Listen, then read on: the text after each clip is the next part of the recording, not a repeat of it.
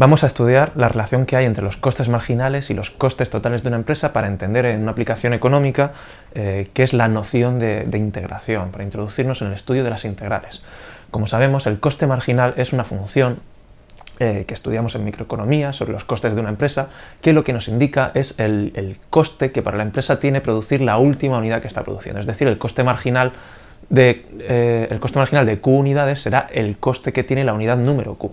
Por ejemplo, el coste marginal de la unidad número 10 será cuánto le ha costado a la empresa producir la unidad número 10, la décima de las unidades que produce. El coste marginal de 10, el CM de 10, indica la producción de la unidad número 10. En términos discretos, para saber el coste de la producción, no de la última unidad, sino de todas las 10 unidades que se han producido, si queremos saber el coste de 10 unidades, el coste marginal de 10 unidades nos dice el coste de la unidad número 10. Si queremos saber el coste total de las 10 unidades, lo que tendríamos que ver es cuánto es el coste marginal de cada una de las unidades hasta las 10. Es decir, el coste marginal de la primera, de la segunda, hasta la unidad número 10. Vamos a ver esto con un ejemplo, para entenderlo. Imaginad que tenemos el coste que tienen para una empresa fabricar las 5 primeras unidades, tal y como nos viene indicado en la tabla.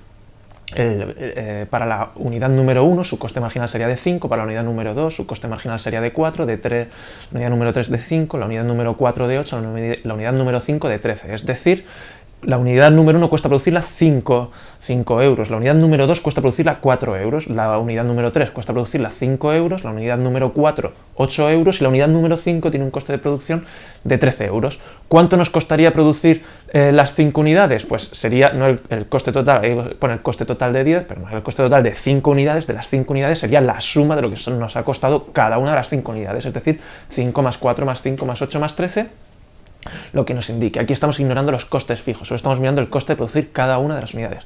Vamos a verlo gráficamente. Representamos ahí el coste marginal de cada una de las 5 unidades. Si veis en ese gráfico que tenéis ahí, sombreado en verde, tenemos en el eje de la Y, en el eje de ordenadas, el coste marginal, es decir, los euros que nos cuesta cada una de las unidades. Y en el eje de las X tenemos las unidades, indicando que, con ese gráfico de barras, que la unidad número 1 nos cuesta 5 euros, la unidad número 2 nos cuesta 4 euros, la unidad número 3 5 euros, la número 4 los 8 euros que decíamos antes y la unidad número 5 los 13 euros. Si nos fijamos, el área que está sombreada de verde nos está indicando el coste para cada unidad y el área que hay contenida para varias unidades nos está indicando precisamente el coste total de esas unidades. ¿Por qué? Porque cada una de esas unidades, cada uno de lo que tenéis ahí es un rectángulo que tiene de base una unidad y de altura el coste que tiene. Por tanto, el área que hay dentro de cada uno de esos rectangulitos que veis ahí son euros. Si sumamos el área de dos de esos rectángulos, por ejemplo, del rectángulo para la unidad 1 y para la unidad 2, tendríamos el área total, nos indicaría el coste total de las unidades 1 y 2. El área de las tres primeras unidades, el área que queda dibujada en verde de las 3 primeras unidades sería el coste total de las 3 primeras unidades. Sumando el área de los 4 primeros rectángulos tendremos el coste total de las 4 unidades y sumando el área total que hay en verde, el coste total de las 5 unidades. De igual modo, si en vez de tener una nomenclatura discreta, como tenemos aquí el coste discreto de la unidad 1, 2, 3, 4, 5, si tenemos una función continua de coste marginal, el área que queda por debajo de la función de coste marginal estaría sumando el coste que tiene para la empresa cada una de las unidades, ¿no? Pues el área que quedara por debajo de la función de coste marginal para una unidad concreta sería el coste de esa unidad concreta, el área para varias unidades concretas, el área que quedara por debajo del coste marginal para varias unidades concretas nos indicaría el coste total de esas unidades concretas. Vamos a visualizarlo en ese gráfico que tenéis ahí. Ahí tenemos una función de coste marginal y para 5 unidades, pues la función de coste marginal os va indicando para cada punto cuánto es el coste marginal de ese punto en concreto. El área que queda por debajo de la función de coste marginal es el coste total de esas unidades en concreto. El área que tenéis sombreada de verde en ese gráfico sería el coste total de las 5 primeras unidades. Vamos a verlo con un ejemplo sencillo. Vamos a ver esta noción de coste marginal continuo y su vínculo con los costes totales con un ejemplo sencillo. Imaginad que una empresa tiene la función de coste total que tenéis ahí indicado, coste total de Q igual a 3Q al cuadrado. El coste marginal es la derivada de la función de coste total. Si derivamos 3Q al cuadrado, pues su derivada es 6Q, de forma que el coste marginal de la unidad número Q será 6Q. El coste total para dicha empresa, si produce 4 unidades de producto, ¿cuánto será? Pues sustituimos la Q en la función de coste total por 4. El coste total de 4 será 3 por Q al cuadrado, 3 por 4 al cuadrado, 48. Lo que vamos a ver es comprobar que ese 48, que es el coste total que hay de producir 4 unidades, va a coincidir con el área que queda por debajo de la función de coste marginal desde la unidad número 0 hasta la unidad número 4. Bueno, la función de coste marginal, como tenéis ahí, es 6Q. 6Q es una recta, podemos representarlo mediante una recta. Para ver cuál es el área que queda por debajo de la función de coste marginal, pues por tanto vamos a ver el área que queda por debajo de una recta, y si os fijáis, ese es el dibujo de la función de coste marginal.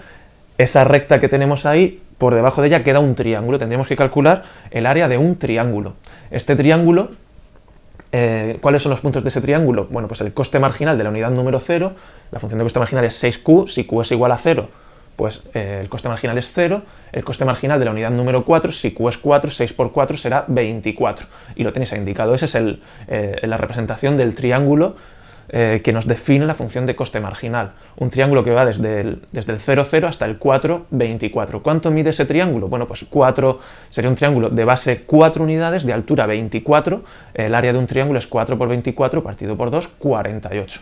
Por tanto, el área que queda por debajo de la función de coste marginal mide 48, que es lo que habíamos dicho que medía, que era el coste total de 4 unidades. Efectivamente, el área que queda por debajo de la función de coste marginal nos mide el coste total, ignorando el coste fijo. Esto en realidad lo que estamos calculando es el coste variable. Si no hay coste fijo, el coste variable coincide con el coste total.